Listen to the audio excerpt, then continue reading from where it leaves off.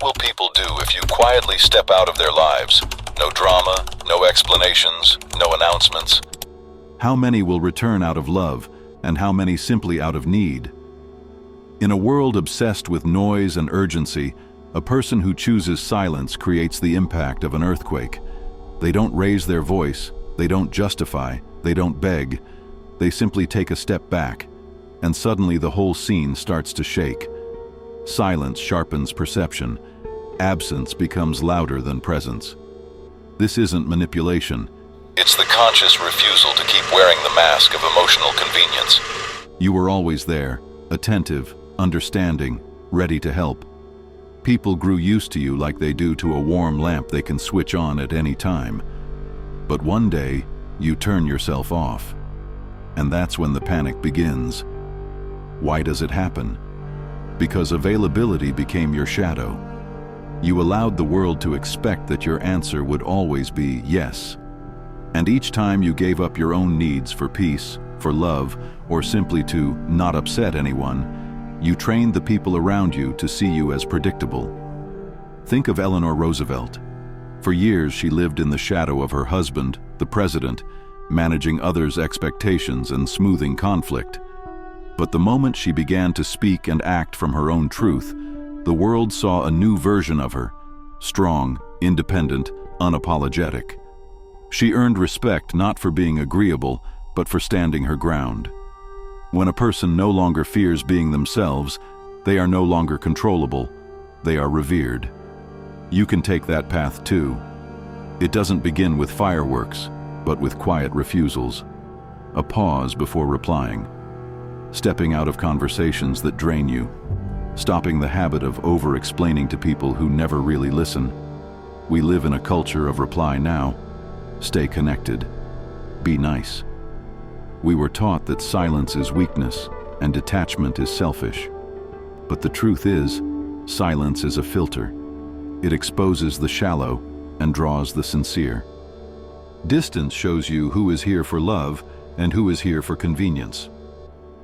Carl Jung wrote that inner wholeness requires separation from collective masks. As long as you live to be understood, you're not living authentically. The real self is born in silence, once the outer noise no longer defines who you are. Ask yourself, who gets irritated when you don't reply right away? Who demands explanations when you're simply exhausted? Who lashes out when you start setting limits? Their reactions are not about you. They're about their dependence on your compliance. You became their emotional vending machine. As long as they press the right buttons, they get love. If it stops working, they call you cold. But love that demands self-betrayal isn't love. It's consumption. And this is where your inner transformation begins. Learning to say no without guilt. Leaving without justifying. Not because you're angry, but because your energy is precious. Because you deserve to be yourself, even if that makes others uncomfortable. Stop being an emotional ATM. Choose who and when you give access to your inner world. And be ready. Many people will disappear, but in that space you'll finally meet yourself. Have you ever noticed how tired you are? Not from tasks, but from people. From conversations that lead nowhere. From carrying burdens that aren't yours. From arguments where no one listens. Why do you still tolerate it all? There's physical exhaustion. You can sleep it off. But there's another kind of fatigue that no vacation can cure. It creeps in when you give yourself away over and over without even realizing what's draining you. That exhaustion is a signal that you're leaking the most valuable resource you have, your inner energy. Carl Jung called it psychic energy, not in a mystical way, but as the fuel that powers your thoughts, emotions, and actions. You can live in the same body and feel either empowered or completely depleted. And the reason isn't always what's happening around you. It's where you're sending your energy. Every time you argue just to prove a point, you lose strength. Every time you explain yourself when you shouldn't, you give away a piece of yourself. Every time you absorb others' emotions while ignoring your own, you empty your field. You're not alone in this. Most people live this way. We've been conditioned to spend psychic energy like it's endless. We don't choose where to invest it. We just react, automatically, mechanically. And then we wonder why we feel anxious, irritated, or emotionally unstable over the smallest things. Jung once said, "What you resist not only persists, but will grow in size." The more you engage in arguments, justifications, and inner monologues with people who don't hear you, the more they take up space in your psyche. When you live in constant output mode, you become vulnerable, and that's when you're easiest to use. Manipulative people sense it. They don't have to raise their voices, they only have to press on your guilt, your desire to be nice, your fear of disappointing others. And once again, you step in. Once again, you give. But power doesn't lie in being everything for everyone. Power lies in choosing where you show up, with whom, and why. That's what energetic discipline is. Look at Steve Jobs. His brilliance wasn't just about technology, it was about his ability to say no. He rejected the unnecessary, the noise, the pressure to please, so he could direct his full attention to what truly mattered. He knew his energy was finite. He spent it wisely. Now ask yourself, where is yours going? How much of it is wasted justifying things you don't need to explain? How much is spent worrying about people who don't worry about you? How much goes to answering those who no longer deserve access to your attention? Your strength is not in your words, not in sharp comebacks. It's in delayed reactions, in your ability to not engage, in your power to choose silence, in that intentional pause where you ask, does this really deserve my energy, or is it a trap? When you begin to guard your energy, you become magnetic, not because you try to please, but because you're whole, complete, self-contained, and that is felt. People respect those who don't react on demand, but the path begins with brutal honesty. Where are you losing yourself? Who is draining you? What convinces you to stay available in places where you should have disappeared long ago? Answering these questions is how you begin to rebuild yourself, not in pieces, as you once did to make others comfortable, but as a complete center that no longer fragments for approval. What if manipulation doesn't always look like pressure? What if it comes quietly, disguised as need, appreciation, or friendship? The most refined forms of emotional control don't come through shouting, or even demands. They arrive in silence, through expectations, unspoken patterns, and subtle emotional triggers that you respond to without realizing it. You don't notice how you're being programmed. You don't believe you're being used, because no one threatens you, no one forces you. People smile and say, "You're so understanding.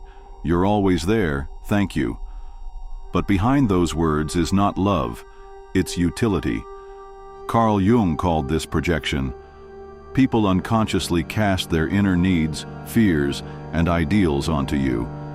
And the danger is, you begin to play the role they expect, not because you want to, but because you're afraid of disappointing, afraid of becoming inconvenient, afraid they'll stop loving you. Think about how many times you've become a shoulder to cry on for people who vanish once their crisis ends, or how often you've invested hours into helping someone who never checks in on you, or agreed to stay close to those who praised you only as long as you were useful. This is not a coincidence, it's a script. You're not being seen as a person, but as a function. You're playing a part because deep down, you still want to be liked by everyone, and they know how to use that. The most dangerous manipulation is the one that feels normal, where no one commands you, but you feel guilty if you don't reply, where saying no feels selfish, where your silence triggers anger, not because you did something wrong, but because they can't use you anymore. Remember, the manipulator doesn't need to control you. They just need you to keep acting the same way, to stay predictable, to keep justifying, pleasing, surrendering. But the moment you change your pattern, they lose control. Think of Franz Kafka. He disliked explaining his choices. He often disappeared from conversations, choosing solitude instead. His silence frustrated his loved ones, made them uneasy. But that silence preserved his inner world, and gave us some of the deepest literature in history. He refused to be understood, and that's why he remained authentic. When you stop reacting, familiar projections begin to crumble. People no longer see their image of you, they see your silence. And that terrifies them, because now they must face themselves, and most are not ready for that. Your emotional unavailability is not coldness, it's honesty. It breaks illusions. It dismantles the game. And for that, people might blame you, distance themselves, provoke you, but not because you've changed for the worse, because you've stopped being convenient. Yes, it hurts. To be misunderstood is hard. To be blamed is painful. But this is the cost of choosing yourself. And it's not isolation, it's maturity. Why does your silence unsettle some people? Why, when you simply stop responding, does the world around you seem to grow louder, more agitated? Modern culture trains us to be addicted to noise. You must stay in dialogue, be available, respond instantly, explain yourself, argue, stay involved. It feels like if you vanish, something vital will collapse. But here's the truth. The quieter you become, the louder everything around you gets.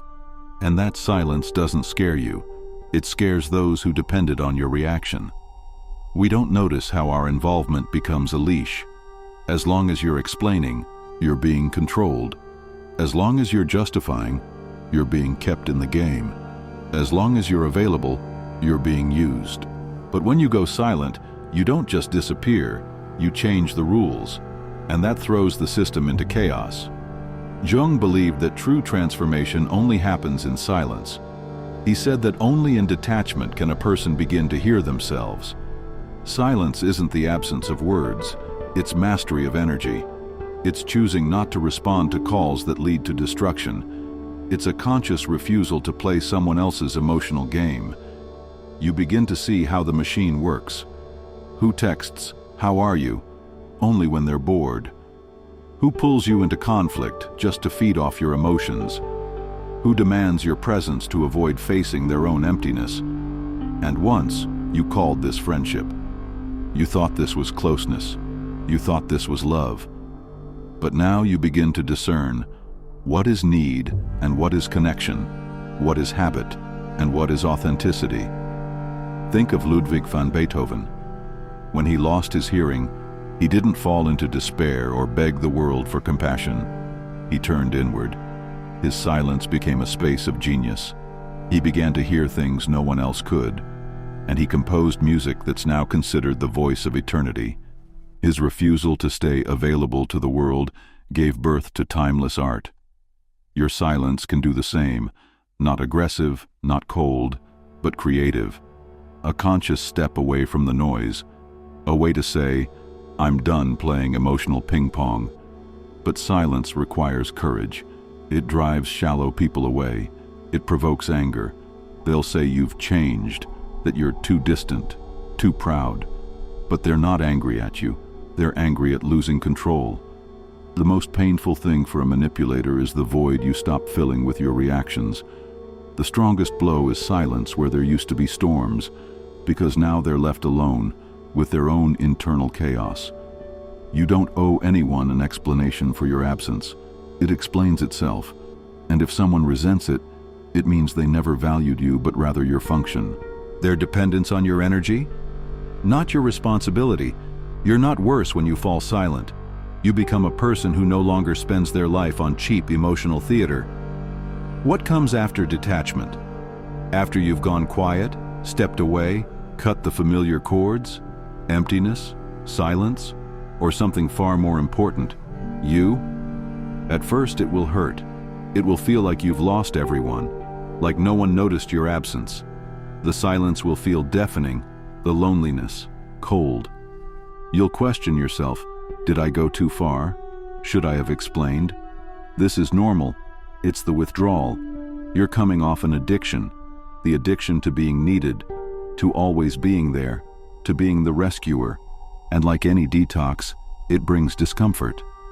But then, something else begins to emerge. Peace. Not the shallow kind, but something solid, grounded, heavy like a mountain in your chest. You start to feel your energy returning, your thoughts clearing, your time no longer sliced by others' demands. You're no longer moving to please, you're moving because you choose to. Jung once said, "The process of individuation requires stepping away from the collective, shedding the mask, and standing alone." It's not punishment, it's initiation, the birth of a real self out of the rubble of roles, beliefs, and fears. Your old version fades, the one who always replied, always understood, always showed up. People lose access to that version, and not everyone will be able to accept the new you, the one who doesn't explain, doesn't yield, doesn't dissolve into others' emotions. You'll lose some people, but you'll find yourself. You'll walk away from old circles, but you'll enter your own axis. You'll become misunderstood, but finally respected, because you no longer trade your soul for attention. Your emotional unavailability is no longer a defense, it's a filter. Those who aren't ready for your depth will fall away. Those who seek your truth, not just your function, will remain. But most importantly, you'll remain with yourself. And for the first time, that won't feel scary, it will feel right. Now, after all this inner reconstruction, comes the realization: you no longer beg to be loved. You choose to be yourself. You no longer chase approval. You grant yourself the right to be silent, to walk away, to not explain, and feel power, not guilt. This is not an ending, it's a beginning. A beginning where you no longer trade your energy for crumbs of affection. A life where every yes is rooted in self-respect, not fear of loss.